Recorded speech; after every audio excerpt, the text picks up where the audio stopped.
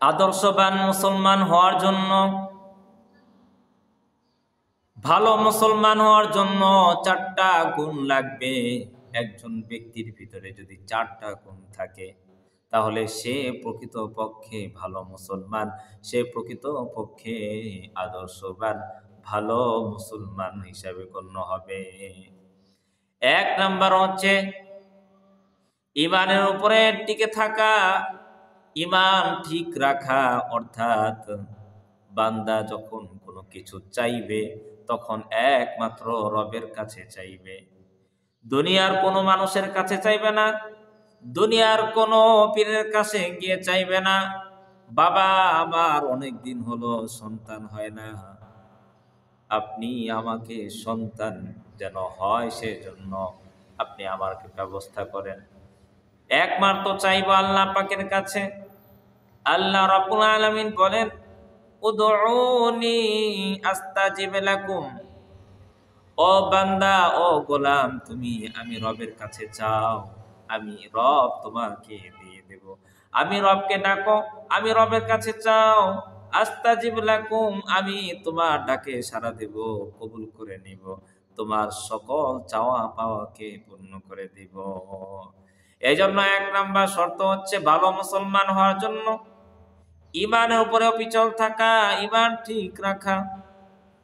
2 number হচ্ছে ভালো মুসলমান হওয়ার জন্য 2 নাম্বার শর্ত হচ্ছে নামাজের উপরে অবিচল থাকা, নামাজ ঠিক রাখা।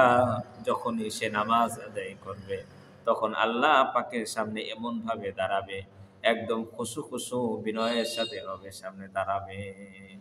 এমন অনেক মানুষ আছে যারা নামাজ আদায় করে কিন্তু কোন রকম ভাবে তারা নামাজ আদায় করে উঠে আর বসে, বিনয়ের সাথে খুশু খুশু সাথে তারা নামাজ আদায় করে না।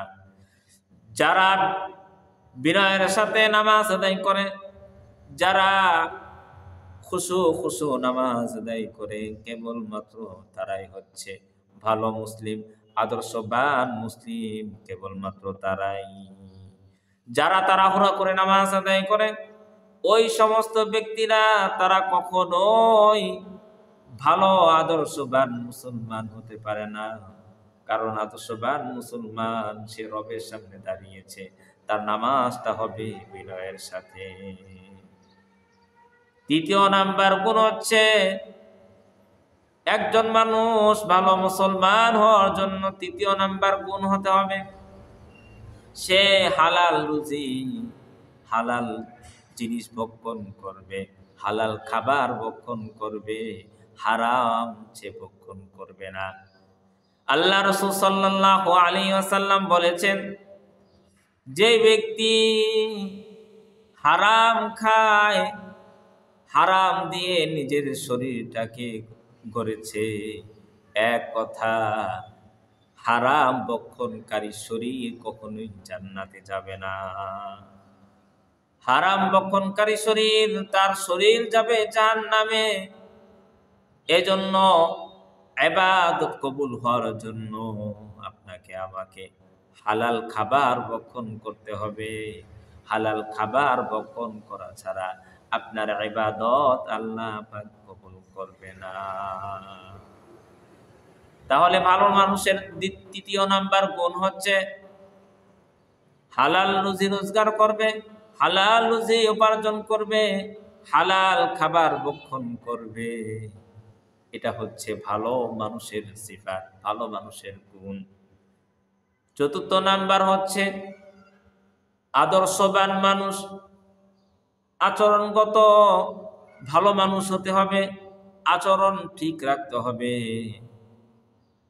পারিবারিক, সামাজিক, রাষ্ট্রীয়, প্রতিবেশী, বাবা মার সাথে, সন্তানের সাথে, স্ত্রীর সাথে, প্রতিবেশীর সাথে, সকলের সাথে ভালো আচরণ করতে হবে।